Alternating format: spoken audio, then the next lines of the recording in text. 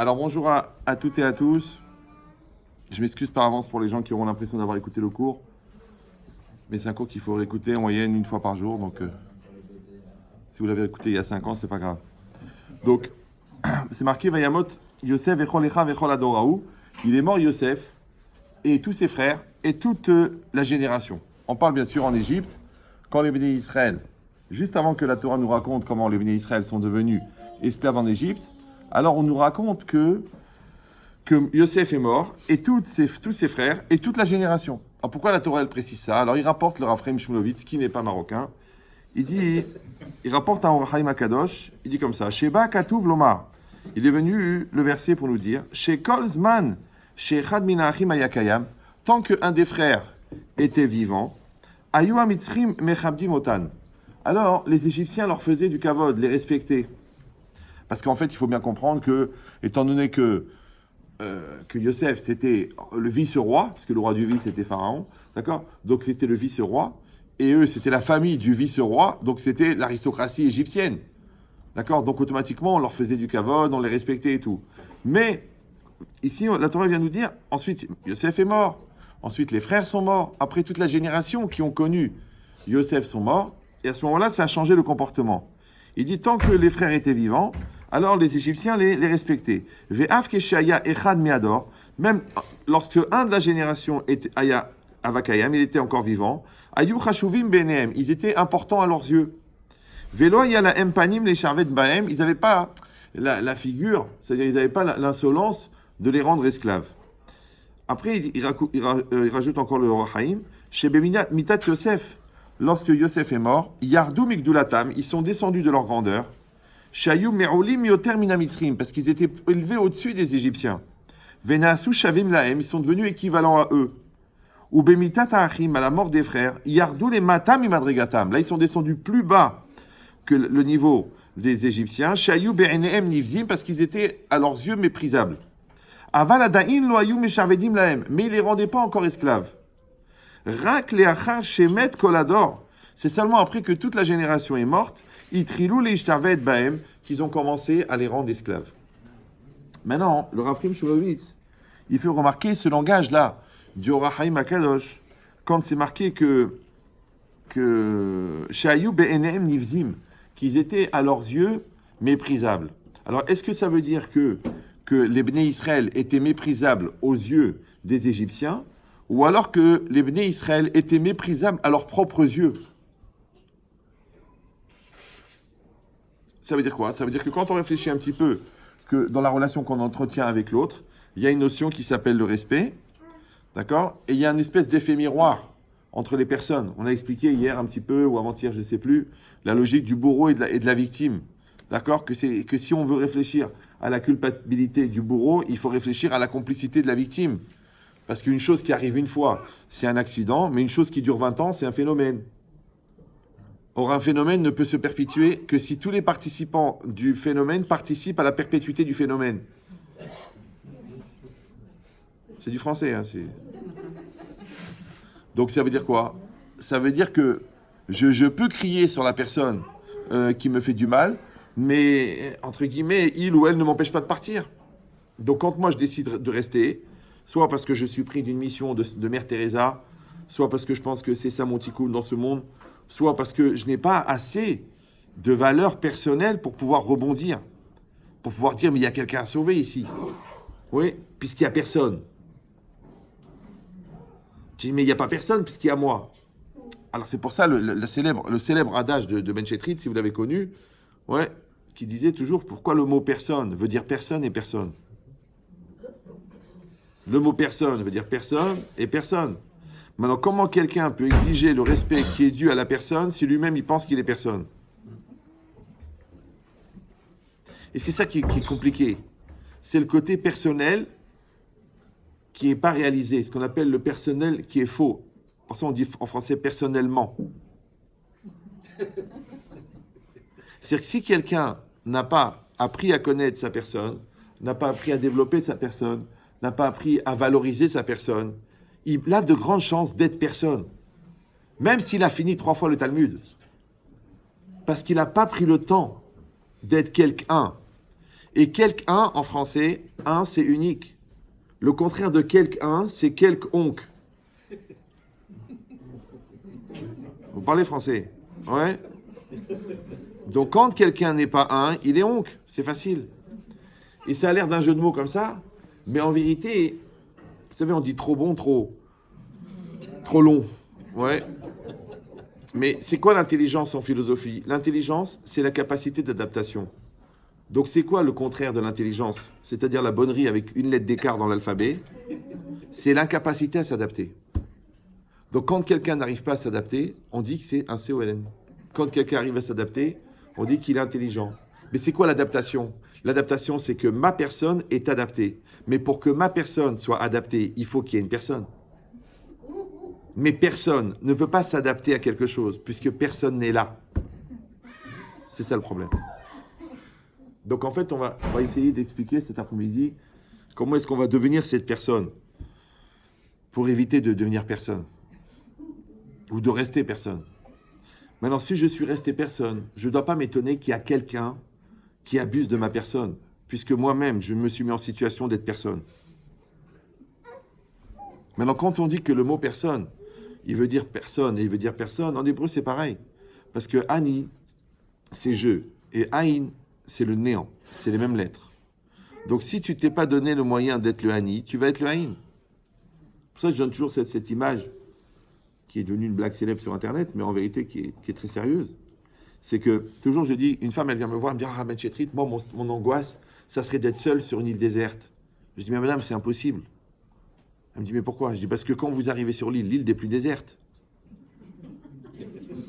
Elle me dit « Oui, mais c'est pas ça le problème, c'est que moi, j'ai l'habitude de la communauté, de l'ambiance, des copines, des sorties, d'aller au centre commercial, de passer du temps, d'être avec ma soeur, prendre le téléphone, parler à quelqu'un. Et là, je vais arriver sur une île déserte et il n'y a personne sur l'île. Et ça, c'est mon angoisse, d'être seul sur une île déserte. » Je lui dis, mais madame, c'est impossible, puisque l'île n'est pas déserte, puisque vous êtes dessus. Donc là, elle sent que le rabbin, il est vraiment lourd. Alors elle me dit, elle me regarde avec des yeux, genre, il faut l'interner, ou qu'est-ce qu'il a fumé, ou quoi. Alors j'ai compris son mal-être. Alors je lui dis, vous savez, madame, quand le rabbin, il vous fait répéter, c'est pas qu'il n'a pas compris. C'est vous qui n'avez pas compris pourquoi il vous fait répéter. Comme la vie, quand tu vois que la vie se répète, c'est pas que le bon Dieu, il bégaye.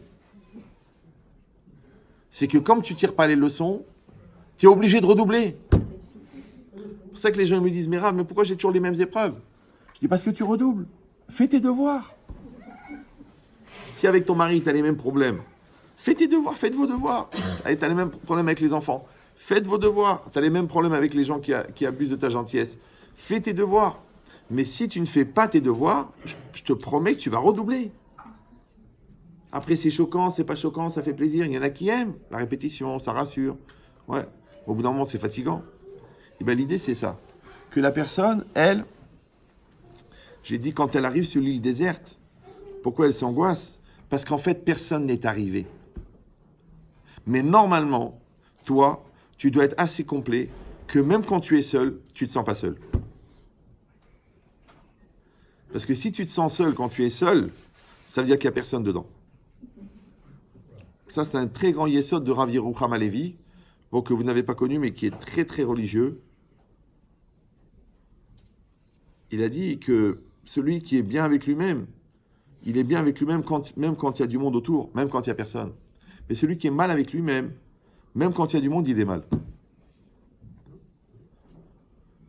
Ça veut dire qu'il faut, le plus tôt possible, atteindre cette anochiout, ouais, ce jeu, pour réussir à être bien dans sa tête et être bien dans sa vie.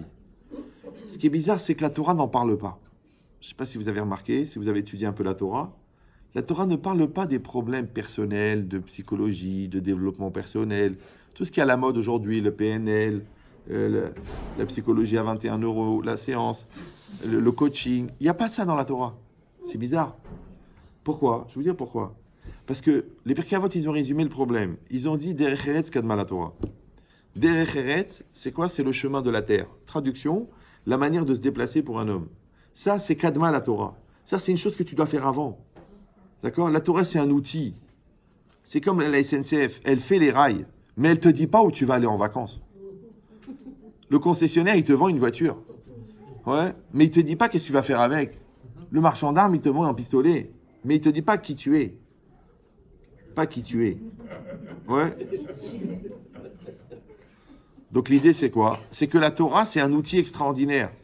Mais la personne qui va l'utiliser, c'est toi qui dois la fabriquer. Mais dans la fabrication de la personne personnelle qui va utiliser la Torah, ça, c'est des Eretz. Kadma, et passe avant la Torah. C'est pour ça que le Rav Chaim Vital, il fait tout un développement. Ils doivent s'énerver sur Facebook parce que la connexion est faible. Donc si vous sentez qu'il y a de la malédiction dans la salle, c'est parce qu'ils sont en train de s'énerver. Et je vais essayer le Wi-Fi, hein. Ne le prenez pas mal. C'est dommage. Parce qu'on pourrait être 1800 ou 2000 de plus que ce qu'on est dans la salle. Je ne sais pas si ça va marcher.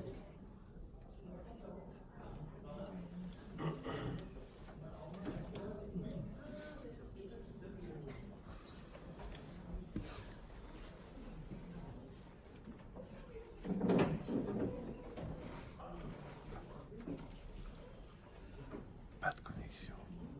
Voilà.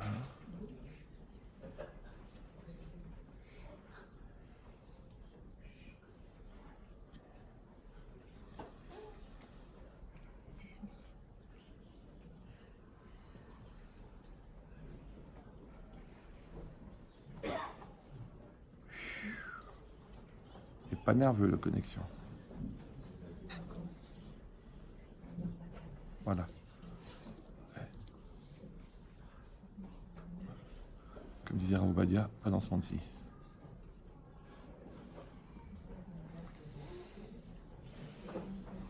Voilà. À la Chémie Azor, on aura tout tenté. Hein.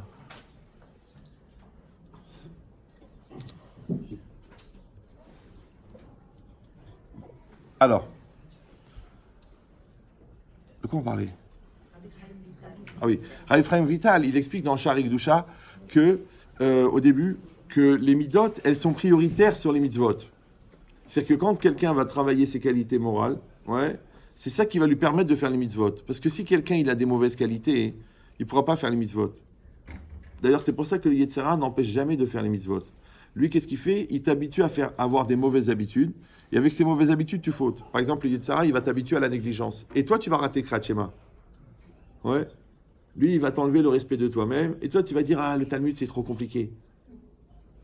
Il va t'enlever l'ambition. Et toi, tu vas trouver que la halakha, elle est difficile à appliquer. Mais lui, il a juste travaillé le terrain préliminaire qui t'empêche de faire la mitzvah. Donc, ça veut dire que toi, ton travail, c'est de fabriquer le terrain préliminaire qui te permet de faire la mitzvah. Et dans tous les domaines, c'est pareil.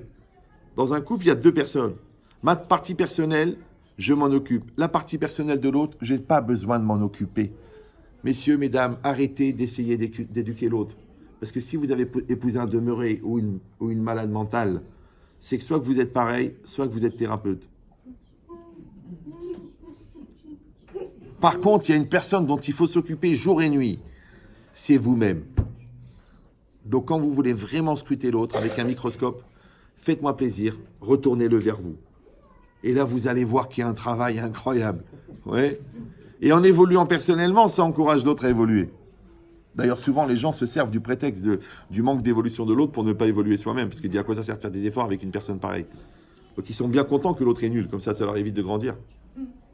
Il m'a dit, Mira Ben Chetrit, ma femme, elle est bête. Ma femme, elle est nia. Ma femme, elle est lourde. J'ai vraiment envie de divorcer. Je lui ai dit, mais Baba, si elle était intelligente, elle t'aurait quitté depuis longtemps. Donc remercie le ciel qui t'a envoyé une nia. Ça t'a laissé les 15 ans. Et le temps qu'elle ouvre sa tête, toi, entre-temps, t'aurais pu évoluer. Mais toi, tu t'es servi de sa nia pour justifier ta nullité. Comment tu vas grandir? Alors j'ai pris l'exemple du mari et de la femme, ça marche, c'est bisexe, mais je ne vais pas donner tous les exemples bisexe, parce que nous, à la fin du cours, il y a tous les Marocains qui vont me dire, ouais, vous avez parlé que... Moi, je m'en fiche, je suis marocain. Alors, donc qu'est-ce qui est marqué ici? Ici, c'est marqué que la personne, elle doit faire ce travail de devenir elle-même. Elle-même, ça veut dire qu'elle doit développer sa personne pour qu'elle devienne quelqu'un. Maintenant, un, c'est unique. Unique, ça veut dire qu'il y a une dimension unique chez la personne qui doit être développée. Et ça, c'est le schéma qui est au début de mon premier livre. parce qu'il y a ces 405 pages qui ont été écrites sur une phrase du Maharal de Prague. Heureusement qu'on n'a pas écrit sur tout le Maharal. D'accord, mais l'idée là-bas, c'est marqué Kol haïm zelatset milakoach el apoal. Toute la vie, c'est passer du potentiel au réel. Je sais qu'il y a beaucoup qui l'ont déjà entendu, mais il faut travailler. Parce que c'est une clé. Quand le Maharal il donne une clé, ça veut dire que vous avez la moitié des études Goy qui sont dans cette phrase. Après, c'est rien que du développement. Kol haïm, toute la vie. D'accord, toute la définition de la vie, c'est la tset milakoach, sortir du potentiel au réel. Alors pour comprendre ça, on reprend le schéma d'hier avec les poupées. Vous savez, les poupées qui s'emboîtent dans les Russes. Les poupées qui s'emboîtent les unes dans les autres. Les poupées russes. Non, pas celles que... Non, les autres, ouais. Maintenant, ces poupées, elles sont des dimensions.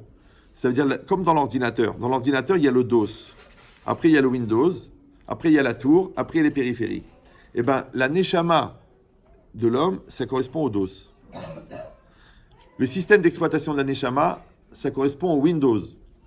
C'est le psychique, le moi. La tour, c'est le corps. Et le vécu, ce sont tous les périphériques qui permettent un lien avec l'extérieur, comme le modem, l'imprimante, d'accord, le scanner. Tout ça, ce sont les liens. Donc tu vois que l'homme, il est créé sur un modèle, entre guillemets, enfin l'informatique, il est créé sur le modèle de l'homme. Il dit cette logique-là, ça veut dire que la Neshama est divine. Et elle va produire une énergie extrêmement puissante. Cette énergie, elle n'est pas humaine, et puisqu'elle est divine. Maintenant, quand on a expliqué hier ou avant-hier que quand cette énergie, elle passe dans le nefesh, dans le psychique, elle est prise en charge par le jeu, et c'est là qu'elle s'appelle ratson, c'est là qu'elle s'appelle volonté. Maintenant, là, il faut faire une distinction très très nette, parce que toujours dans les Sfarim, c'est marqué Aratson, Nover, et Aneshama, la volonté vient de l'âme. Oui, le Rav Wolbe, Rav Dessler, tout le monde le rapporte. Mais il faut faire attention, parce que là, la mauvaise lecture, elle peut faire une incompréhension. C'est que ce qui pourrait faire d'un bon juif un apikoros. Apikoros, c'est des gens qui sont tellement heureux d'être ensemble qu'ils se mettent à chanter. Apikoros. Non, c'est pas ça. Non, c'est des gens qui sont hérétiques. D'accord ? Pourquoi ? Parce que quand on dit que la volonté vient de la Neshama, c'est pas la connotation de la volonté et c'est pas l'orientation de la volonté. C'est l'énergie de la volonté. C'est pour ça que je donne toujours le même exemple du courant électrique. Quand vous payez le courant électrique, vous payez l'utilisation, vous ne payez pas la fabrication. Parce que s'il fallait payer la fabrication, il faudra acheter une centrale électrique.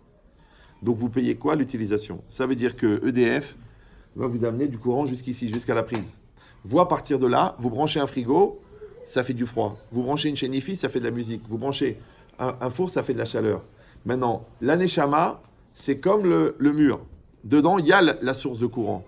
Vous, ce que vous faites, vous vous branchez à ce mur. C'est-à-dire votre jeu, il va utiliser cette source d'énergie pour l'emmener vers le bien, vers le mal, vers le vrai, vers le faux, vers vos complexes, vers les solutions, vers les problèmes. C'est vous qui allez orienter. Donc maintenant, ça veut dire que la nature de l'énergie, elle est comme l'âme, elle est divine, mais celui qui l'utilise est humain. Donc quand on dit « je veux », en vérité, il y a une espèce d'abus de langage. Il faut avoir la modestie de comprendre que le jeu, il est humain, mais le vœu, il est divin. C'est ce qu'on a dit un petit peu rapidement hier quand on a dit, même en médecine, les médecins reconnaissent que le secret de la vie, ils ne le connaissent pas. C'est normal, puisque la vie, elle vient de l'âme. Et l'âme, elle est divine. Donc tu peux entretenir, mais tu ne peux pas préserver ni donner la vie. Tu ne peux pas prendre une cellule morte et la rendre vivante, ça n'existe pas. Ouais. Donc ça veut dire quoi ?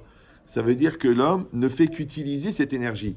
Maintenant, pourquoi est-ce qu'on a eu besoin de ce mélange ? Moi, j'aurais imaginé que l'homme, il aurait une âme, qui resterait restée divine et c'est bien pour elle. Et à part ça, il y a le psychique, d'accord, le conscient, l'inconscient, le subconscient, la volonté. Pourquoi on a mélangé les deux ?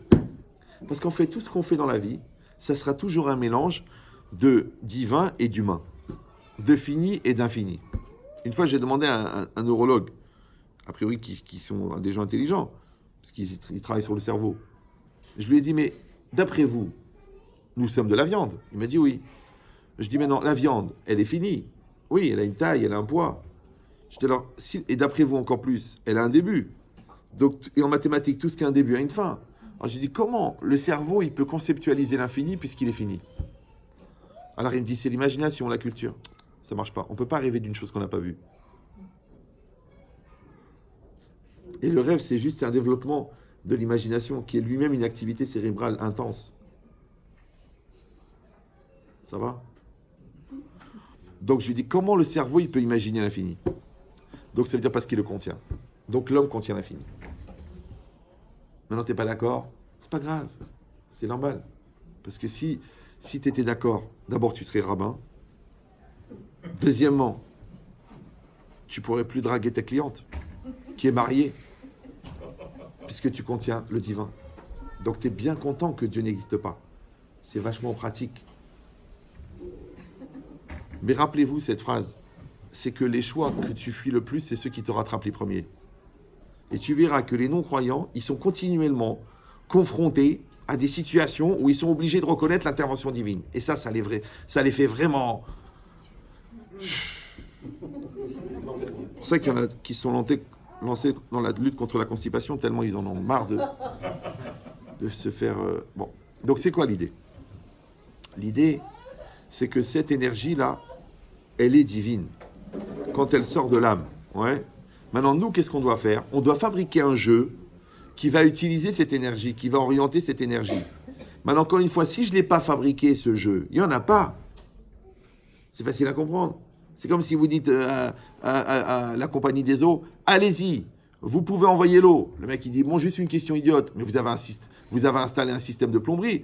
Non, pas encore, on est en construction. Mais envoyez l'eau, et puis après, on va installer la plomberie. Mais non, monsieur, vous installez la plomberie, vous vérifiez toutes les soudures, et quand on envoie l'eau, toute l'énergie de l'eau va être canalisée dans la plomberie.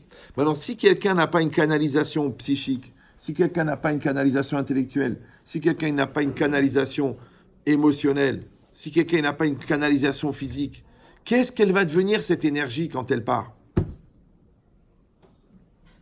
Vous me suivez ou non? Si elle n'est pas encadrée, si elle n'est pas organisée, si elle n'est pas concentrée, si elle n'est pas gérée, elle peut donner la folie, elle peut donner la névrose, elle peut donner la peur à l'infini, elle peut donner l'orgueil. Parce que c'est ça le problème. Le problème, c'est que la source de l'énergie, et l'énergie en elle-même, dans sa nature, elle est infinie, mais que l'homme est fini. C'est pour ça que je vous avais dit, si je me sers du jeu pour orienter le vœu, ça s'appelle un serviteur de Dieu, et au minimum un homme équilibré. Mais si je me sers du vœu pour projeter le jeu, ça s'appelle l'orgueil. C'est pour ça que l'orgueil, comme l'idolâtrie, c'est une manière de diviniser sa propre volonté.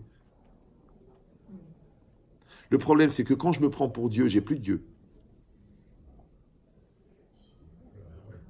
Bah oui, parce que je me prends pour Dieu. Et Dieu, c'est quoi? C'est la référence supérieure. Il faut avoir une référence supérieure et une référence inférieure. Ça s'appelle la ceinture. Tout ce qui se passe en dessous de la ceinture, c'est la partie équatoriale de l'homme, la partie la plus chaude d'ailleurs, ouais, doit être gérée par le cerveau. Sinon, tu deviens un animal. Et la partie supérieure, il y a la kippa. Je raconte souvent cette anecdote. Moi, je passe en moyenne 1 fois ou 2 fois par semaine la sécurité dans les aéroports. Donc, il y a toujours un nouveau qui vient et dit, monsieur, la calotte, vous l'enlevez. Et moi, je ne veux pas l'enlever.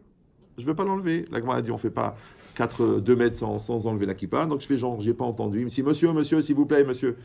C'est normal, ils n'ont rien, les pauvres. Ils vendent des savonnettes la veille. Le mec, il est devenu maintenant responsable de la sécurité de l'aéroport. C'est-à-dire, tu sens que tout va péter avec lui. D'accord, ouais. Alors, moi, je continue à avancer. Alors, il vient me voir, il me dit, pourquoi vous obtempérez pas? Maintenant, il est devenu carrément assermenté. Ouais. En 5 minutes. Alors, je lui dis, mais j'enlève pas ma kippa. Il m'a dit, mais pourquoi vous l'enlevez pas? Je lui dis, mais c'est pour protéger ce qui est en dessous. Ah bon? Il m'a dit, qu'est-ce qu'il y a en dessous? Je dis, ce que vous n'avez pas. Ah, moi, je...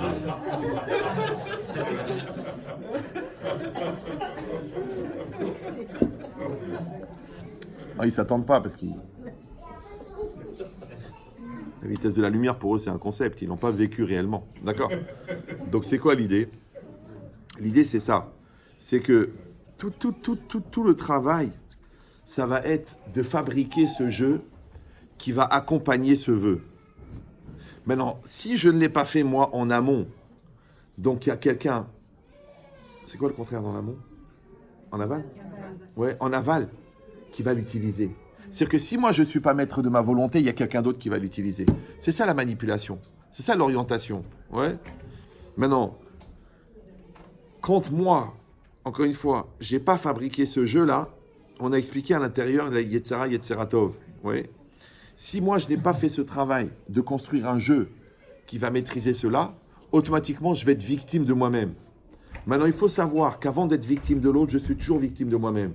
Parce que même le bourreau extérieur ne peut exister que s'il y a un relais, un bourreau intérieur qui prend en charge les invectives du bourreau extérieur.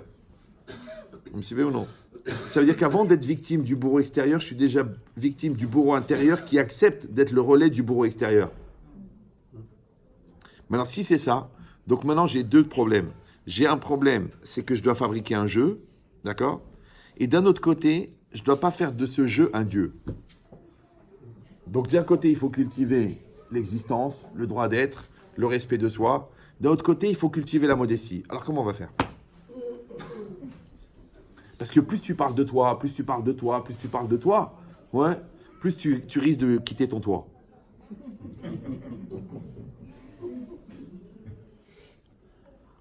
Moi, je comprends que les thérapeutes, ils ne veulent pas recevoir les couples ensemble. Et des fois, des thérapeutes, ils m'attrapent, ils me disent, oui, comment vous faites ça? Je dis, écoutez, moi, je reçois les couples ensemble. Enfin, séparés dans une pièce et après ensemble. Il m'a dit, mais c'est pas bien, c'est pas déontologique. Je dis, écoutez, j'ai eu la chance de ne pas faire d'études, donc Ouais. Je dis, pourquoi? Parce que quand tu reçois que l'un, d'abord, numéro 1, tu n'entends qu'une version. Numéro 2, tu renforces l'un, donc tu pourris l'autre. L'autre, quand il rentre à la maison, il dit, pourquoi je vais faire, puisque je suis extraordinaire, l'autre, elle me l'a dit. Pourquoi je vais faire des efforts pour une sale race pourrie comme lui? Donc des fois, tu peux générer le divorce. Par contre, quand tu reçois l'autre, tu lui dis, dites-moi, au lieu de me parler de vous, puisque vous êtes venu pour ça, pour vous gargariser de votre supériorité, parlez-moi de l'autre. Et bizarrement, l'autre, il n'a rien à dire. Tu dis, parlez-moi de l'autre. Écoutez, franchement, vous me posez une colle. Alors si tu demandes, parlez-moi de ses qualités, là, c'est carrément, il faut de la torture. C'est bizarre. Quelqu'un, ça fait 20 ans que tu es avec et tu n'arrives pas à parler des qualités de l'autre. C'est bizarre, non? Par contre, les défauts, tu as écrit déjà 3 encyclopédies dessus. Pourquoi, si on est objectif intellectuellement, puisqu'on n'est pas religieux, pourquoi est-ce qu'on est subjectif dans l'attribution des qualités et des défauts? C'est bizarre, non? C'est-à-dire qu'on n'est pas objectif. Voilà, c'est terminé. Oubliez-le, celui-là. On n'est pas objectif. D'accord? On n'est pas. Il y en a qui disent qu'on tend vers l'objectivité. En fait, c'est un jeu de contrepoids perpétuel. Ça veut dire que si toi, tu veux développer ton jeu sans devenir Dieu, puisque le mot Dieu et le mot jeu se ressemblent, puisqu'on le dit toujours, si Dieu veut, je fais ce que Dieu veut. C'est ça le problème. Pour éviter de devenir un Dieu, alors que tu es condamné à développer ton jeu, c'est que tu développes ta conscience de Dieu en même temps que tu développes ta conscience du jeu. Mais si tu développes que ta conscience de jeu sans ta conscience de Dieu, fais attention, tu risques de devenir président. Parce que si tu mets toujours ton moi en avant, moi président, moi président, moi président. Et c'est arrivé, hein. On ne va pas en faire un fromage puisque c'était le cas. Maintenant, l'idée, c'est ça. Donc, on a dans ce paradoxe que d'un côté, on doit développer notre modestie, d'un autre côté, on doit développer notre confiance en soi. Comme un enfant. D'un côté, tu dois lui donner confiance en lui, d'un autre côté, il va te bouffer la gueule. D'un autre côté, il refuse l'autorité. D'un côté, il ne veut plus rester dans la classe. D'un côté, il fait ce qu'il veut. Alors, comment tu fais? Si tu le casses, c'est pour ça qu'il y a des grandes discussions. L'autre, ils ont fait l'enfant roi, d'accord? Et l'autre, ils ont fait l'enfant serpillière. Non, non, non. Il faut un équilibre. Que l'enfant, il comprend qu'il y a des limites, mais à part ça, il a le droit d'exister. Comme ça qu'a priori, en philosophie, on considère la liberté. Ouais, c'est l'espace de développement qui existe entre les limites. C'est pas qu'il n'y a pas de limite. Pas de limite, c'est l'anarchie, c'est FKR. C'est n'importe quoi, n'importe comment. Genre, j'ai droit au meneur, tout le monde va mourir. Eh ben, crève le premier, comme ça on gagne du temps. D'accord? Non. Quand j'avais 14 ans, j'avais un copain comme ça, qui était anarchiste. Il m'a dit, ouais, je suis anarchiste, je suis anarchiste. Je suis anarchiste? Ouais, anarchiste. Ni Dieu ni maître. Je suis entièrement libre. Ah, t'es entièrement libre? Je dis, bah si t'es entièrement libre, arrête de respirer. Comme ça, tu seras libre pendant 2 minutes. Et après, tu mourras. Mais en homme libre. Là, il m'a dit, je ne veux pas mourir. Je fais, tu vois, j'étais déjà mort déjà. Donc c'est exactement pareil. Il faut rester sensé.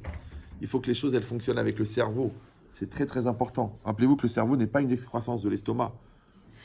Non, parce que tu crois qu'il gère, mais en fait, il digère. D'accord? Ben, c'est ça l'idée. L'idée, c'est qu'il faut développer ce jeu. Maintenant, ce jeu-là, comment il se développe? Alors là, il y a une notion très connue qu'on appelle le respect. Le respect, c'est quoi? Le respect, c'est l'espace que je crée pour que l'autre existe. Par exemple, Vous, vous êtes là, moi je suis là. D'accord? Vous me respectez. C'est gentil. C'est-à-dire que vous existez, moi j'existe. Maintenant, dans notre rapport de coexistence, vous me donnez une priorité existentielle parce que vous êtes intéressé à ce que j'existe pour vous. D'accord? Donc vous faites le respect. C'est ça le respect durable. C'est pas la barbe et le chapeau et le costume. C'est le contenu, c'est l'enseignement, c'est ça qui m'intéresse. Maintenant, vous aussi, vous avez des choses à dire, j'en suis sûr, que si vous étiez moins timide, c'est vous qui seriez les rabbinim. Ouais, mais faites attention, les femmes, ça fait pousser la barbe. Mais l'idée, c'est quoi? C'est que à cet instant T, tu es intéressé à faire exister l'autre. Donc le respect, c'est le droit à exister qu'on donne à l'autre. De la manière, le respect des parents, c'est le droit d'exister que tu donnes à tes parents. Toi aussi, tu as envie d'exister, tu as envie de faire ta vie, tu as envie de faire ta crise, tu as envie de montrer ta personnalité, tu as envie de montrer que tu es un homme ou que tu es une femme. Ok, mais c'est dommage. Parce que le bon Dieu, il t'a mis en face de gens qui se trouvent accessoirement être à tes origines. Or, pour savoir qui on est, le plus simple, c'est de savoir d'où on vient. Bah oui, c'est comme disait le professeur Wallo, les pommiers font des pommes, les poiriers font des poires, et les hamariers, ils font des hamars. Donc quand tu vois un poirier et que tu es en bas d'un poirier, tu te doutes que tu viens du poirier, donc tu es une poire. C'est-à-dire que quand la Torah elle a demandé à un homme de respecter ses parents, ça veut dire, encore une fois, de leur donner le droit d'exister prioritaire. Donc en existant, ils vont montrer qui ils sont. En montrant qui ils sont, il va savoir d'où il vient. En sachant d'où il vient, il va savoir qui il est. C'est pour ça que le Yetzer Hara, il empêche le respect des parents. Ils font la crise parentale, le refus de l'autorité. Moi, je vais être différent de vous. Moi, je ne suis pas comme vous. Mais JH2, ça veut dire jeune hamar au carré. Réfléchis. Comment des gens qui sont occupés de toi depuis plus de 25 ans, c'est rien qu'à eux que tu fais la gueule. Mais t'as pas de cerveau, quoi. Mais un gars, il t'a tenu la porte de l'ascenseur, tu lui dis merci tous les jours. Ceux-là, ils t'ont soigné depuis que t'es né. Et tu trouves le moyen de penser qu'ils t'ont jamais aimé. Mais déjà, ils auraient pu se préserver hâtivement de ta naissance en utilisant un préservatif. Mais tu es né quand même. Ouais. Et tu les as réveillés pendant au moins 9 mois. Et tu as pourri les lits avec ton vomi. Ils t'ont changé 8500 couches. Tu as redoublé 3 fois. Ouais. Tu es resté 2 ans avec Christine. Ta mère, elle est devenue une veilleuse. Et avec tout ça, tu dis, ils m'ont jamais aimé. Mais qu'est-ce que ça aurait été si tu avais haï? Alors, je vous donne un secret. Hein. Mais c'est très, très violent. Vous êtes solide ou non, là? Il y a des gens qui sont tellement écrasés par leur complexe de reconnaissance qui préfèrent nier la reconnaissance plutôt que d'avoir à la reconnaître. Parce que ça les tue au niveau orgueil de baisser la tête et de dire merci. Comme si dire merci, c'était un abaissement. Alors qu'en vérité, le seul qui s'abaisse quand tu dis merci, c'est ton Yetzer Hara, c'est ton orgueil, c'est ta bêtise, c'est ta psychorigidité. Donc si tu n'es pas capable de dire merci, ça veut dire que tu n'as même pas le recul personnel sur ton vécu. Ce qui te rapproche pratiquement de... C'est entre la fourmi et le cafard. Peut-être la fourmi pour la taille et le cafard pour le moral. D'accord? Parce que comment tu peux pas dire merci aux gens qui t'ont fait du bien? Donc ça veut dire que quand je fais le respect des parents, je sais d'où je viens, je connais mon passé. Quand je respecte mes enfants, je connais mon avenir. Parce que je dis, leur seul défaut, c'est de nous ressembler. Donc concentrez-vous sur ce qui est bon en eux, parce que ce qui est mauvais, ça vient de vous aussi. Et quand tu veux savoir qui tu es au présent, tu respectes ton conjoint. C'est pour ça que les Yetzer Hara, il fait beaucoup d'efforts pour détruire le respect dans le couple. Parce qu'encore une fois, l'autre, c'est un miroir. Maintenant, si tu mets des draps sur tous les miroirs, ne t'étonne pas que tu n'arrives pas à te regarder dans une glace. Eh bien, l'autre, c'est ton miroir. Elle te renvoie quelque chose, toi, tu lui renvoies quelque chose. Maintenant, a priori, c'est par amour, parce que c'est rare que les gens ils se marient pour organiser la douleur. Il y a des gens comme ça. Mon amour, tu vas souffrir avec moi. Mais tu vas aller au monde futur. Ouais. En tant que martyr. Non, en général, on se marie pour le bonheur. Donc maintenant, quand moi je veux le bonheur, c'est quoi? C'est que je veux te donner le meilleur de moi-même. Et toi, tu veux me donner le meilleur de toi-même. Ou alors, Moi, je veux prendre le meilleur de toi-même et toi, tu veux prendre le meilleur de moi-même. C'est deux écoles. Il y en a qui sont là pour consommer, il y en a qui sont là pour investir. Mais rappelez-vous que la consommation appelle la faim. Parce que la meilleure barre de chocolat que tu as mangée de ta vie, la meilleure, tu n'as pas gardé l'emballage. Même si tu es passé à la mairie avec.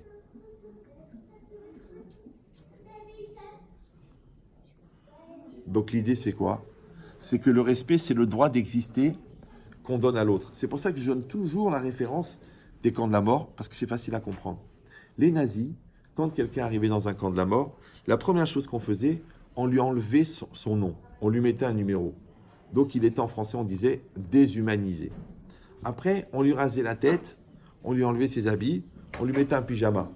Ouais, à rayures, ils étaient tous habillés pareil. Et la chance pour celui qui avait une ficelle pour tenir son pantalon. D'accord? Et on lui rasait la tête. Pourquoi? Parce que c'est le kavod de la personne, c'est ses cheveux et ses habits, elle dit la Gemara. Après, on dévalorisait son travail. C'est-à-dire qu'il soit peintre en bâtiment ou qu'il soit un chef d'orchestre, son travail ne valait rien parce que de toute façon, il allait sortir par la cheminée. Ouais. Et quatrièmement, on dévalorisait sa parole. Parce que dans les lois du camp, un déporté a le droit de parler avec un autre déporté, mais un déporté n'a pas le droit de parler avec un SS, sauf si le SS lui donne la parole. Parce que c'était une race supérieure, parce que c'était des bons à rien. D'accord? Donc maintenant, regardez, réfléchissez. Ils enlevaient la parole, ils enlevaient le nom, ils enlevaient l'image et ils enlevaient l'acte. Nous, on a dit que toute la vie, c'est passer du potentiel au réel. Le réel, c'est quoi? C'est le monde réel. Comment je me réalise dans le monde réel? Par 4 axes, qui sont mon nom qui me représente, ma parole qui me représente, mon image qui me représente et mon acte qui me représente.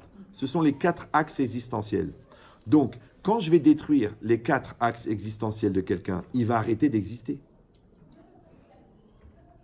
Parce que leur projet, c'était d'abord de détruire la personne intellectuellement, émotionnellement, psychologiquement, et ensuite de la tuer physiquement. Mais c'était une chose incroyable, parce que c'est très très profond. Hein. C'est quand même des agents du Yetzirah, et le Yetzirah, il est très intelligent.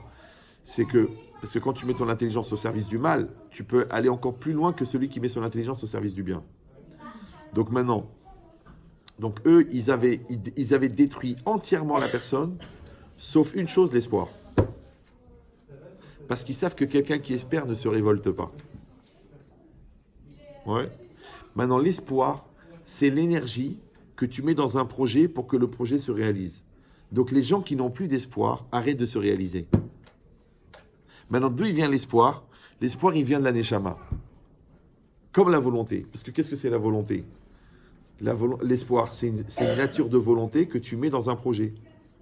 On dit en français, j'espère dans ce projet. Mais espérer, c'est quoi? C'est mettre de l'énergie dans un projet. Maintenant, quand tu espères dans ton enfant, quand tu espères dans ton business, quand tu espères dans ton couple, eh ben, tu mets de l'énergie dedans. Le jour où tu arrêtes d'espérer, tu n'avances plus.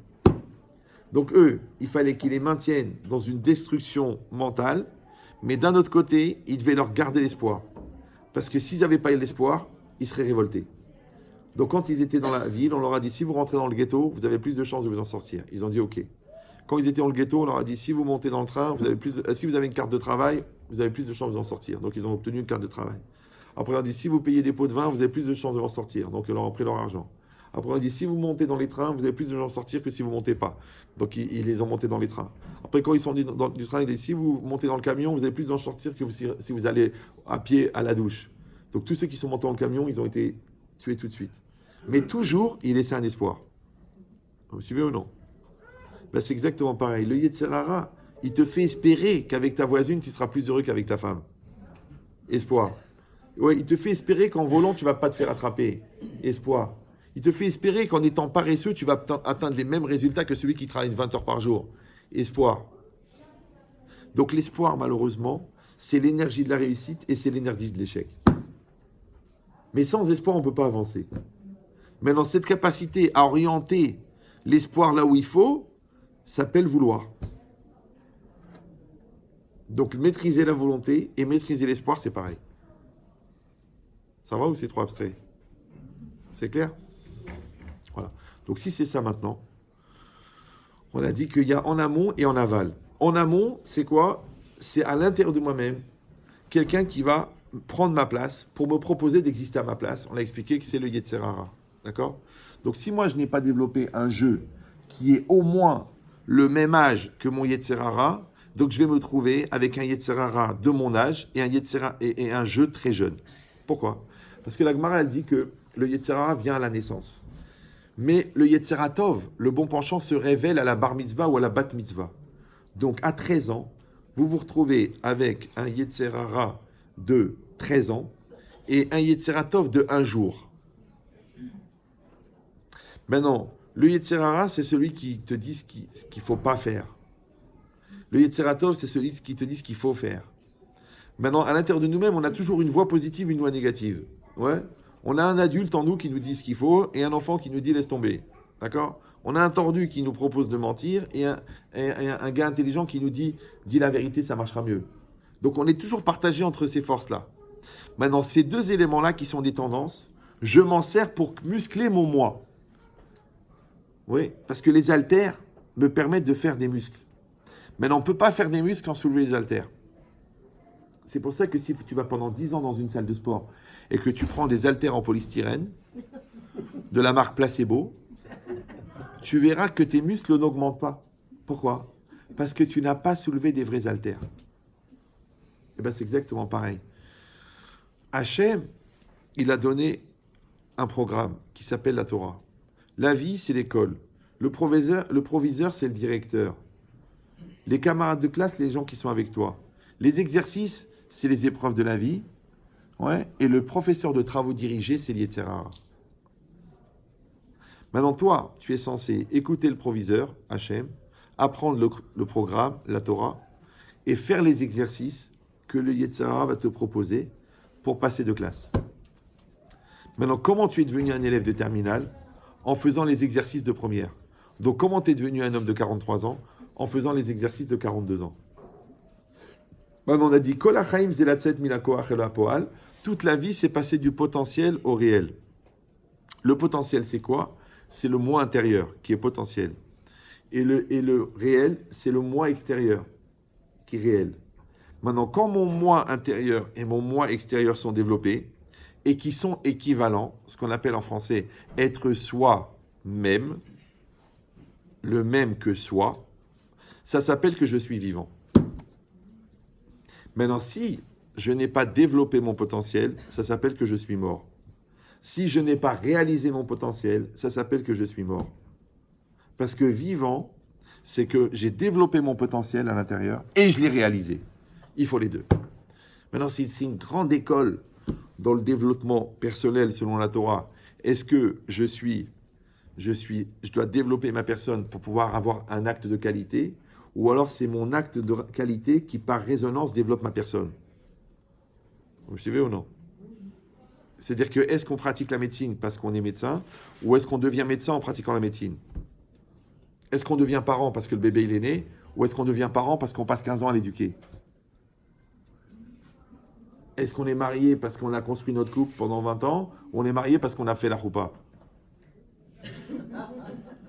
Donc on a le statut de marié, on a les papiers, on a les preuves, on a les témoins de le rabbin. Mais est-ce qu'on est marié si après 15 ans de mariage, il n'y a toujours pas de solidarité? Alors que marier des couleurs, tout le monde sait ce que c'est. Marier des potentiels, marier des circonstances. Alors marier des personnes.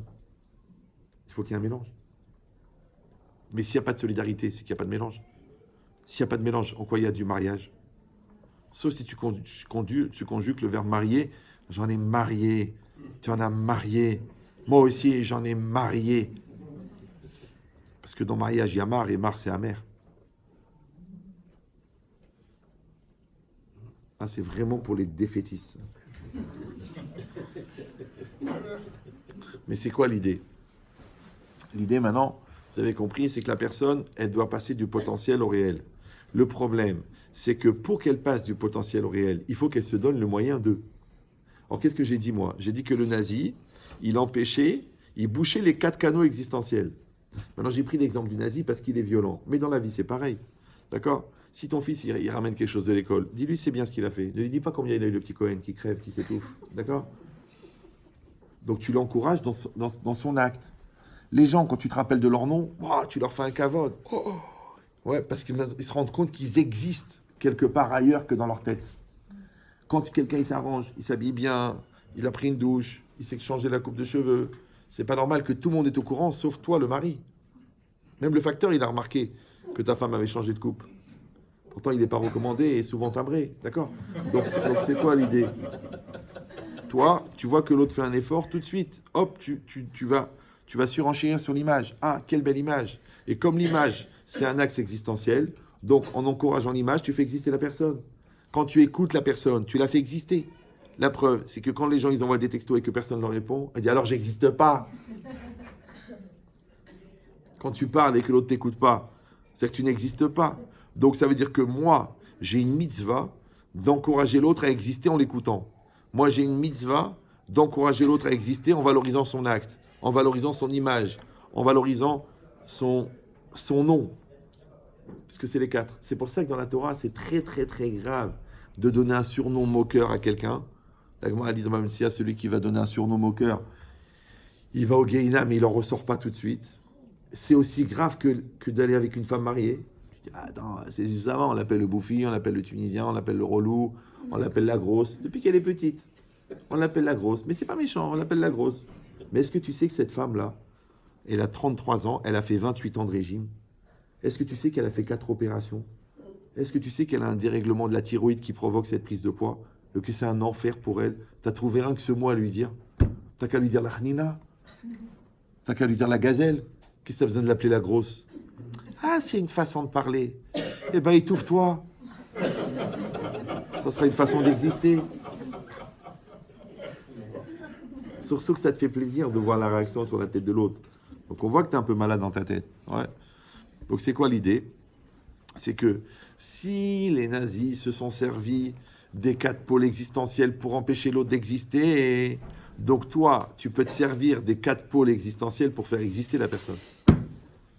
Bah oui, parce que la vérité, moi je vous dis, j'ai pas fait d'études, d'accord? Mais quand je rencontre des gens qui ont des vrais problèmes de tuyauterie, ça veut dire qu'au niveau psychologique, on sent qu'il y a des résidus qui sont déposés à l'intérieur qui empêchent le débit existentiel. Comment on va rentrer dans le tuyau pour aller chercher la négation qui empêche le moi de se réaliser? On ne peut pas. Vous me suivez ou non? On ne peut pas rentrer chez l'autre. On ne peut pas investir chez l'autre. On ne peut pas brusquer l'autre. Qu'est-ce qu'on peut faire? Il y a une solution extraordinaire. C'est très simple. C'est très simple. C'est quoi? C'est que tu vas augmenter la pression à l'intérieur de la personne et la pression, elle va aller dans les tuyaux et elle va évacuer toutes les toxines qui ont été cumulées. Maintenant, comment on appelle monter la pression à l'intérieur de la personne? Faire du respect à la personne. Par exemple, l'enfant, il est nul. D'accord? Tu reçois son bulletin de premier trimestre. Alors, 2 en mathématiques, moins 4 en français. C'est très rare. Il a une moyenne négative. C'est que le prof lui a mis moins 4 parce qu'il a fait 3 fautes dans son prénom et il s'appelle Dan. D'accord? Histoire géo, bon, il a dit que la Chine était un plat espagnol. Enfin, des trucs incroyables. Donc, tu as 2 solutions. Soit tu le jettes par la fenêtre et tu dis au moins il arrêtera de souffrir. D'accord? Soit tu lui mens. Tu dis écoute, j'ai confiance en toi. Je sais que tu es un gros cerveau, mais tu es un incompris. Personne ne connaît ta valeur. Allez, on se reprend en charge.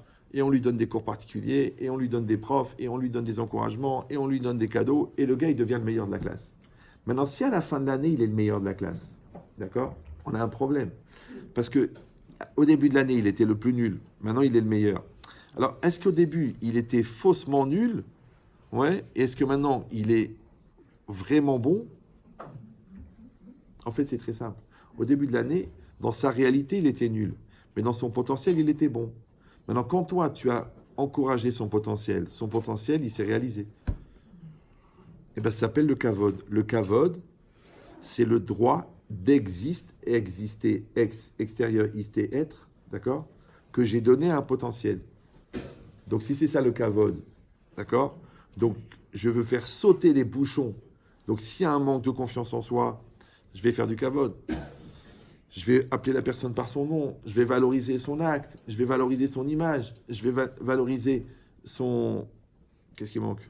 Sa parole.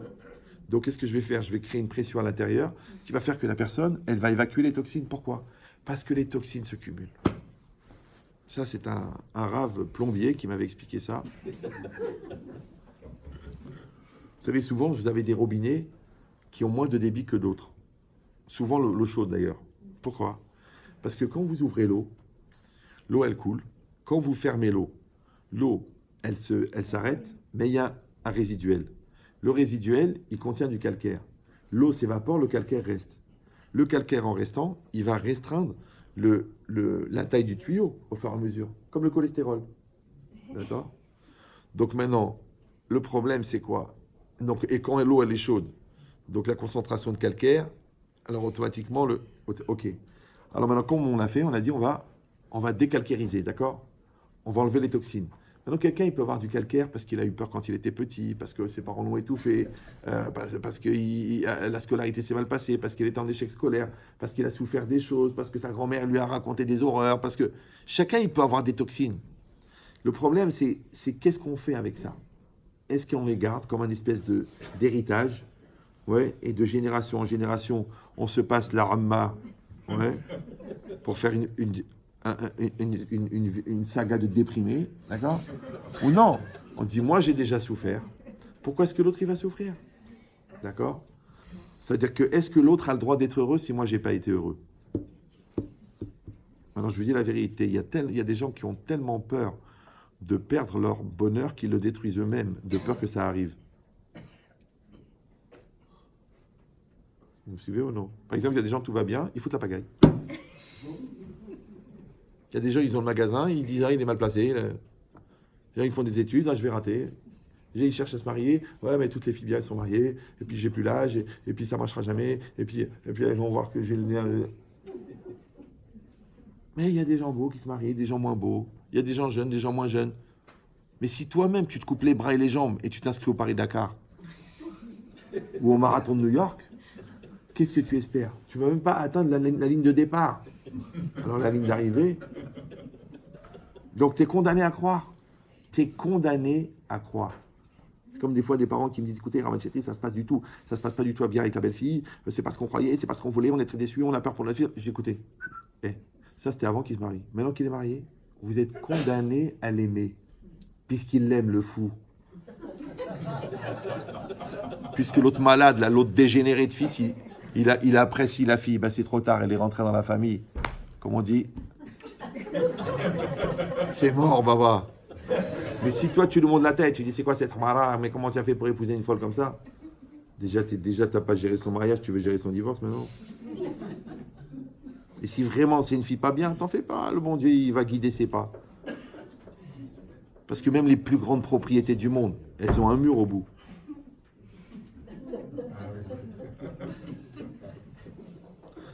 Donc c'est quoi l'idée? L'idée, vous avez compris, c'est quoi?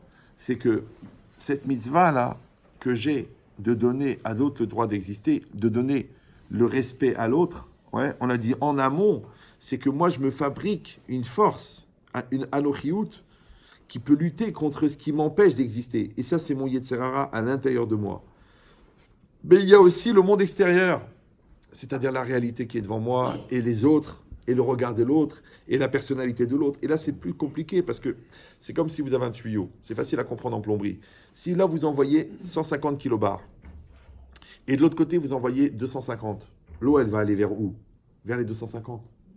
Donc, quand vous devez développer une pression existentielle, mais que la pression existentielle sociale ou professionnelle ou des fois maritale ou parentale, elle est trop forte, donc vous n'allez pas pouvoir exister.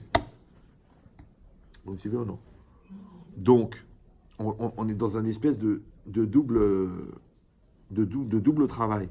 En même temps, en amont, je dois développer une pression suffisante pour pouvoir exister, et en même temps, je dois aménager une réalité pour trouver ma place dans une réalité qui elle-même a besoin d'exister.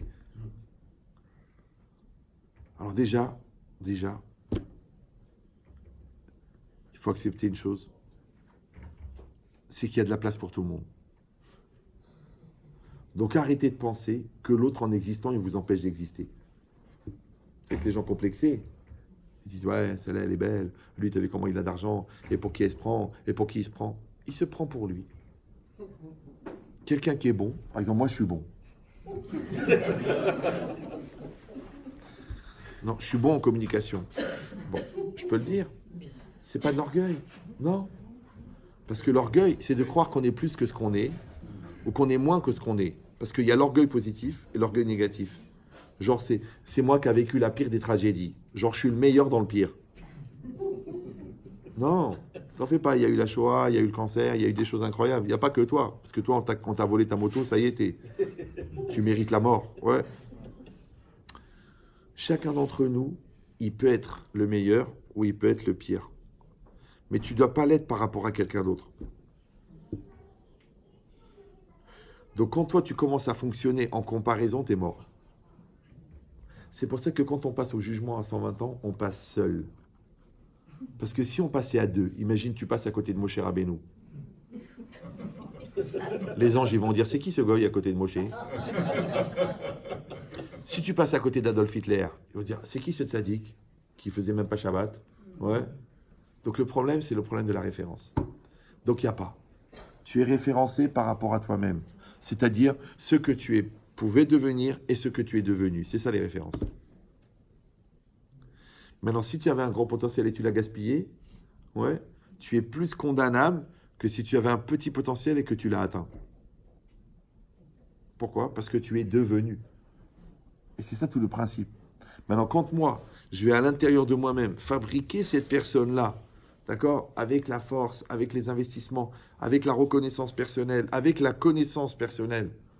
Toujours le Nefesh HaChaim, il dit la connaissance de soi, c'est pas de l'orgueil. Quelqu'un, la femme, elle sait qu'elle est une bonne cuisinière, elle peut dire je suis une bonne cuisinière. Les gens qui s'en plaignent, c'est qu'ils ne savent pas cuisiner.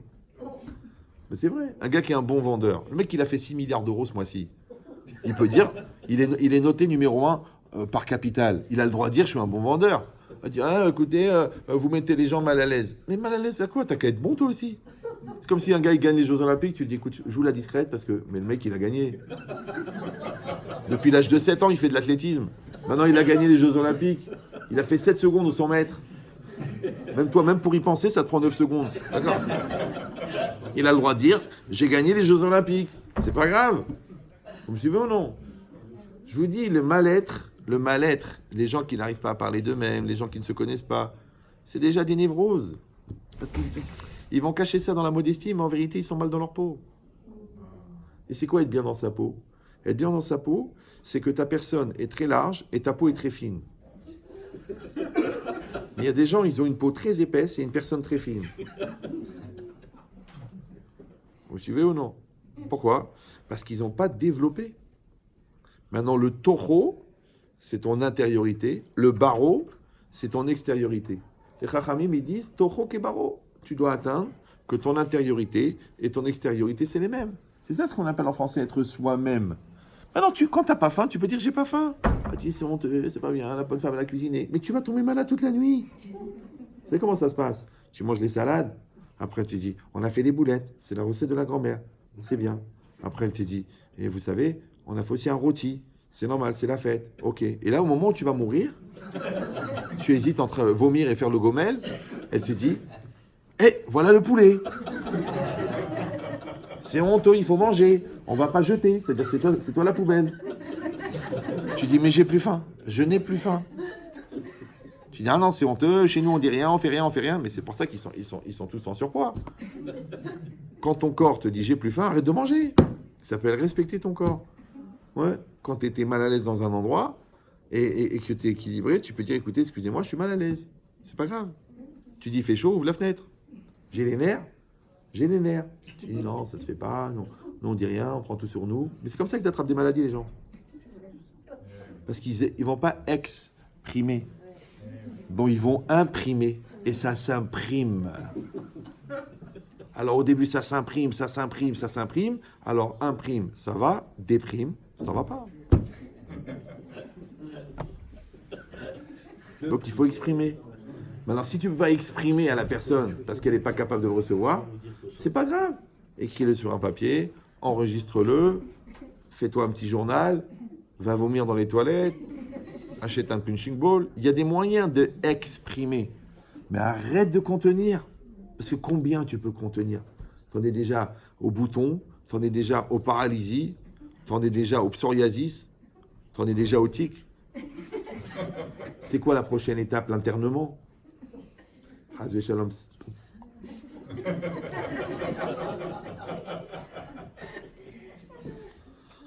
Donc vous avez compris que quand une personne se respecte, en français on a compris, puisque le respect de l'autre c'est le droit d'exister que je donne à l'autre, donc le respect de soi c'est le droit d'exister que je me donne à moi.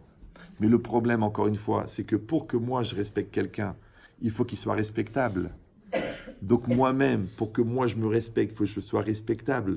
Mais si moi-même, j'ai pas construit mon jeu, parce que mon Yetzer Hara a pris ma place, donc en me respectant, je respecte mon Yetzer Hara, après je m'étonne que mon Yetzer Hara se réalise. Et si vraiment c'est toi, comme tu dis, eh ben c'est moi, je suis comme ça, Alors si c'est comme ça, pourquoi tu l'assumes pas? Pourquoi tu mens? Pourquoi tu le fais en cachette? Pourquoi tu trouves des autres mots? Pourquoi tu légitimises? Pourquoi tu racontes des histoires? Pourquoi tu t'inventes un film? Parce que tu n'assumes pas. Si tu n'assumes pas, c'est que c'est pas toi. La preuve, c'est qu'à la fin, quand tu te fais attraper, tu dis « je n'étais pas moi-même ». Alors t'étais qui? Combien vous êtes là-dedans?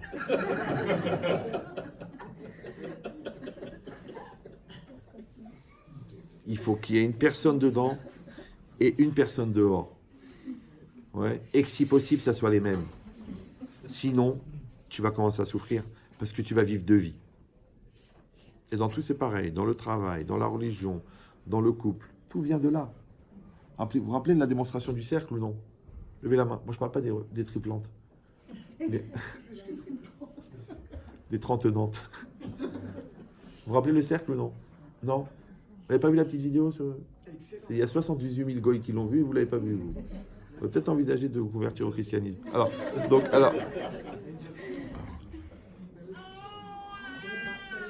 c'est une vidéo qui a fait une révolution chez les francs-maçons. Incroyable. Quand ils font un séminaire de formation, ils passent d'abord la vidéo, après ils développent ensemble. Et c'est des prises en droge qui me l'ont dit, hein. C'est pas des bahas de RTL. D'accord. Alors je vous donne la démonstration, vous allez gagner peut-être 9 ans d'études. Exagère, peut-être 12. Donc, le cercle. Le Maharal de Prague dit que l'homme ressemble à un cercle. D'accord? Qu'est-ce que c'est un cercle? C'est une figure géométrique. En fait, c'est une droite dont les deux extrémités se rejoignent. Une droite, c'est un ensemble de points. Ça va toujours? Comment est-ce qu'on trace un cercle? Avec un compas. Le compas est un outil très intelligent, comme l'indique son nom en verlan. Maintenant, le compas... Raframou, il ne peut pas faire ça. L'intérêt de ne pas être Raframou. Donc le compas, il est fait de deux parties. Une partie qui pointe, mais qui n'écrit pas. Et une partie qui écrit, mais qui ne pointe pas. Ça va, c'est pas trop abstrait pour l'instant, ça va. Maintenant, je prends un espace existentiel qu'on appelle une feuille de papier, ou un couple, ou un travail. Je pointe mon compas et je trace le cercle. Maintenant, la pointe qui pointe, mais qui n'écrit pas, s'appelle la achlata, s'appelle la décision. D'accord? La pointe qui trace, mais qui ne pointe pas, elle s'appelle la réalisation. Quand je trace mon cercle, j'enlève le compas, qu'est-ce que je vois? Le cercle. Maintenant, vous avez tous appris à l'école que tous les points qui constituent le cercle sont à la même distance du centre. Ça s'appelle le rayon. D'accord? Maintenant, si je dis que la pointe, c'est la décision et le crayon, c'est la réalisation, d'accord? Et que je prends point par point, ça veut dire que pour chaque point qui a été tracé, il y a une décision qui a été prise. Maintenant, le rayon, c'est quoi? C'est la traçabilité entre la décision et la réalisation. Maintenant, si je dis quelque chose, je dois savoir pourquoi je le dis. Je dois savoir ce que je dis. Si je pleure, je dois savoir pourquoi je pleure. Si je m'énerve, je dois savoir pourquoi je m'énerve. Maintenant, si je dis, écoute, j'en sais rien, c'est comme ça, c'est ma nature, c'est plus fort que moi, ouais, ça veut dire qu'il y a quelqu'un d'autre qui tient la pointe du compas. Alors, première constatation très très intelligente pour les gens qui ont dépassé le CE1, c'est que quand on a tracé un cercle, c'est impossible de retracer le même cercle en mettant la pointe du compas en dehors du cercle. Ça va ou c'est trop là? Vous arrivez à suivre ou... Ouais. Si vous allez dire, bah, c'est évident, est-ce que j'ai une tronche à dire des choses évidentes, franchement? Ça veut dire que si la pointe du compas, c'est la décision, ça veut dire que ta vie, ça doit être jamais à cause de ou grâce à. Maintenant, si tu vois qu'il y a quelqu'un d'autre qui trace ton cercle, c'est que c'est pas toi qui tiens la pointe du compas. Deuxièmement, c'est que quand on trace un cercle, le cercle ne peut jamais être plus petit que la pointe du compas. Ça va ou c'est trop? Ça veut dire que tu peux jamais être plus nul que ton potentiel. Il y en a qui ont essayé, ils ont eu des problèmes. Vous me suivez ou? Parce que genre, ouais, je suis pas capable, je suis nul, je vaux rien, je vaux rien. Mais tu peux pas être plus nul que ton potentiel. Soit au moins reconnais ton potentiel. Genre, j'ai pas de potentiel, mais si t'as pas de potentiel, t'es mort. Ça va? Quand tu vois un arbre, t'imagines bien qu'il y avait une graine. Donc dis pas non, il y avait un arbre, mais il y avait un arbre, mais il n'y avait pas de graine. Si tu es vivant aujourd'hui, c'est que tu étais vivant hier.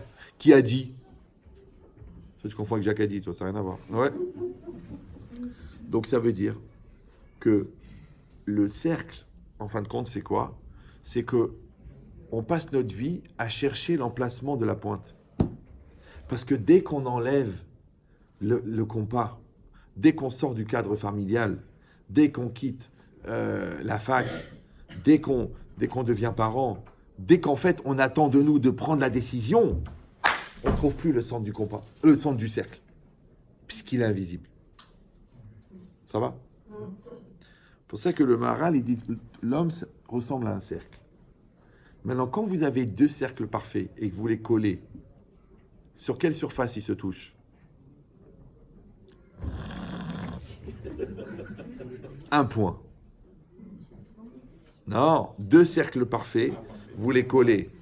Sur quelle surface ils se touchent? S'ils se touchent sur toute la surface, ça s'appelle un carré, c'est pas un cercle. D'accord? Un point. C'est-à-dire que les gens parfaits ont rarement plus d'un point commun.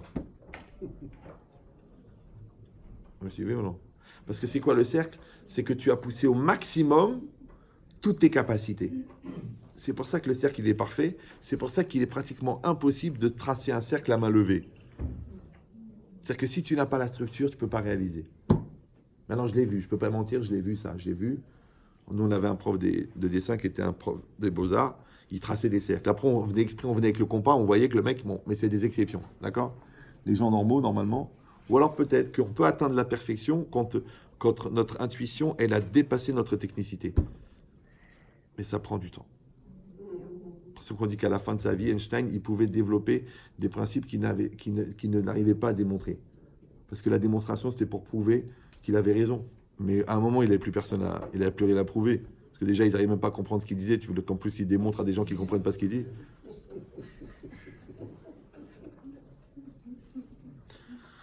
Donc, si c'est ça, comme dans la vie simple, il y a des moments où au début, tu réfléchis à ce que tu dois faire, puis à un moment, ça devient intuitif. Tu sais qu'il faut faire comme ça, comme ça, comme ça. Alors, ça s'appelle l'expérience, ça s'appelle le cumul du vécu, ça s'appelle l'intuition profonde, ça s'appelle la confiance en soi. Il y a plein de manières d'aborder cette lecture-là. Maintenant, c'est quoi l'idée? C'est qu'on a compris. C'est qu'en amont, je dois travailler pour. C'est ça le travail des midotes, la connaissance de soi, la lutte contre la gava, la bêtise, la lourdeur, et savoir en soi. Parce qu'encore une fois, si la pointe du compas, c'est la décision, il faut que je me pose la question, où est-ce qu'elle est la pointe du compas? Parce qu'il y a la neshama, au-dessus il y a le psychique, au-dessus il y a le physique, au-dessus il y a le vécu. Mais où elle est la pointe de la neshama? Parce que rappelez-vous que la fin du physique, c'est le début du psychique. La fin du psychique, c'est le début de l'âme. Maintenant, même mon subconscient, il participe à mon acte. Oui. Tous les effets répétitifs, par exemple, du travail que l'on fait, c'est aussi pour que dans le subconscient, on atteigne ce niveau-là. Maintenant, si toi, dans le conscient déjà, tu n'arrives pas à maîtriser ta volonté, alors comment dans le subconscient tu vas maîtriser ta volonté? C'est pour ça que les commandos, bien quand ils ont expliqué la technique pour attraper le poignard, on leur refait faire 100 000 fois. Parce qu'au moment du combat, avec les balles sifflantes et tout ça, le gars il va commencer à réfléchir, il va mourir. Il faut que ça devienne un réflexe. Mais de la même manière, l'imidot, c'est pareil. De la même manière, la hirat shamaim. Moi, toujours, je raconte la grand-mère, la mère de ma mère, elle était sur son lit de mort, elle était en train de mourir, et c'était Shabbat. Elle était dans le coma. Et il y a une des cousines, elle lui a amené un verre d'eau chaude pour lui mettre dans la bouche. Et dans le coma, elle a dit shept, shept. C'est-à-dire c'est Shabbat. Genre, comment vous m'avez amené de l'eau chaude Shabbat? Mais elle est dans le coma. Ouais. L'autre, tellement elle est dans le coma, elle est réveillée, elle est bien, elle sait qu'elle est juive, et elle allume la bouilloire, et elle chante Veshameru beni Israël et Shabbat. Réveillée, elle se fait un thé chaud le Shabbat. Et l'autre, dans le coma, elle ne veut pas transgresser Shabbat. C'est-à-dire sa crainte de Dieu, elle est rentrée tellement en elle qu'elle a dépassé la conscience, elle a dépassé la culture, elle a même dépassé la crainte, elle est devenue son essence. Puisque même son subconscient, il ne veut pas être Mehalel Shabbat. C'est-à-dire que tu as des gens dans le coma, ils sont plus conscients que des gens réveillés. La preuve, c'est qu'après, quand ils font tchouva, ils te disent « Eh bien, je n'étais pas conscient de l'importance. » Et dans conscient, il y a science. Oui, ça veut dire que c'est donner une dimension scientifique à une perception idiote de la réalité. C'est ça, conscient.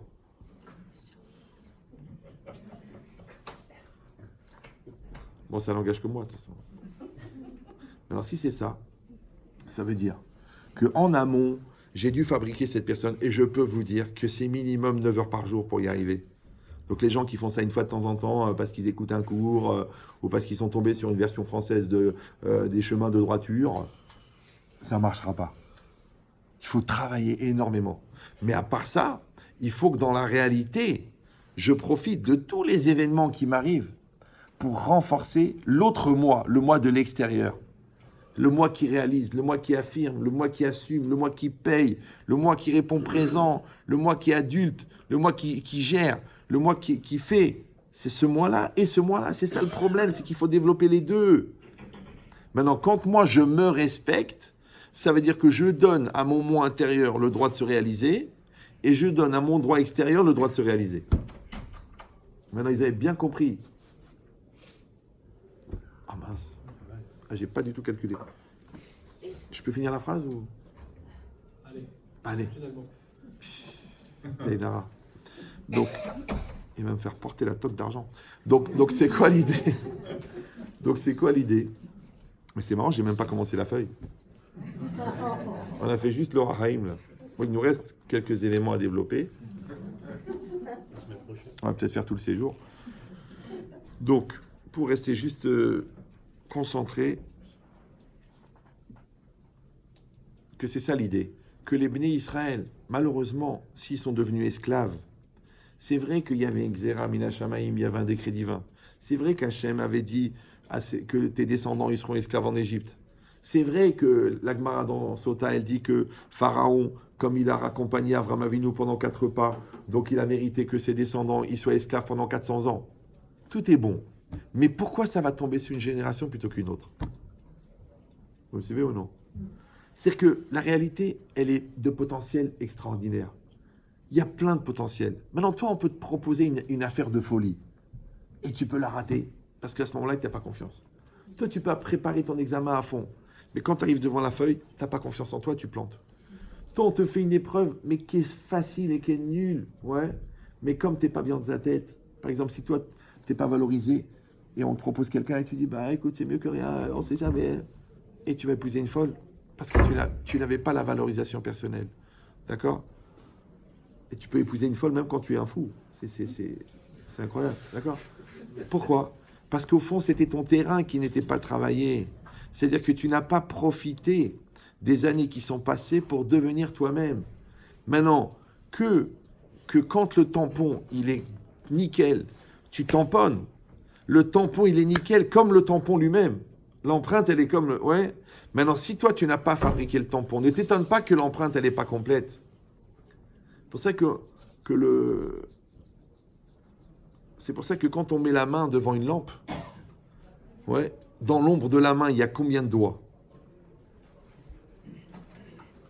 Je vais peut-être baisser le niveau. Hein. Donc, si on met la main devant une lampe, il y a combien de doigts dans l'ombre? Ça dépend combien il y a de doigts dans la main. Non, vous êtes piégé depuis le départ. Ouais. Maintenant, la main, c'est la personne. L'ombre, c'est le vécu de la personne. C'est le résultat obtenu. C'est ce que tu as devant toi. Maintenant, si toi, tu es incomplet, c'est normal que ta projection, elle soit incomplète. Par contre, si toi, tu es complet, alors après, qu'est-ce que tu fais? Donc, avant, le Yetzer Hara, il t'empêche de te développer. Et après, quand il t'a mis vraiment dans la mer, c'est-à-dire dans le porte-bonheur, toi, au lieu de dire, mince, je me suis planté, je vais changer et je vais faire tes chouvas. Non, qu'est-ce que tu fais? Tu te mets à légitimer ton échec. Tu dis, je suis comme ça. Et ils font ça, eux. Ils disent, c'est ta nature, tu t'en sortiras pas. Ton psy t'explique, c'est à cause de tes parents. L'autre, il dit, c'est à cause de la génétique. L'autre, il dit, c'est parce que tu es dans un milieu social défavorisé. L'autre, c'est parce que tu n'as pas grandi au bon endroit. L'autre, parce que tu n'étais pas au bon moment. Tout ça, c'est des bonneries. Puisqu'à chaque situation de vie, Akadosh Baruch Hu, il te donne l'occasion d'être un tzaddik. Maintenant que tu vas être un tzaddik, comme Baba Saleh, que ça prend 82 ans, ou que tu vas être le héros de la situation en une seconde, parce que tu vas te jeter sur la grenade pour sauver tout ton commando, alors que tu mettais pas les téfilines. Ouais, on m'a raconté ça. Le gars, ils étaient pris dans une pièce, ils étaient à Gaza, et lui, c'était le chef de commando. Et le chef de commando, il est responsable de ses camarades. Et le gars, il avait 19 ans. Il s'est allongé tranquillement, il a dit, allez-vous-en. Là, mon gilet pare-balles, il va retenir les éclats. Mais tranquillement. Hein? Et il est fâché chez Israël. D'accord? Et ça, c'est un tzaddik. C'est un tzaddik. Ah, peut-être le gars, c'était pas un grand religieux. À ce moment-là, il est un héros. Alors qu'il aurait pu être un zéro. Mais il est un héros. Donc, pour pouvoir le faire, il faut qu'à un moment ou à un autre, tu décides de basculer. C'est ça ce qu'on appelle la teshuva. Mais rappelez-vous que le Yetzer Hara, avant la faute, il te dit que tu es nul, il te dit que tu es inconscient, et après la faute, il te rend coupable, il te pollue, il te pourrit de culpabilité. Du coup, tu es foutu 2 fois. Mais alors, si tu as fait une erreur déjà en amont, tu n'es pas obligé de la perpétuer. Chazak ou Baruch.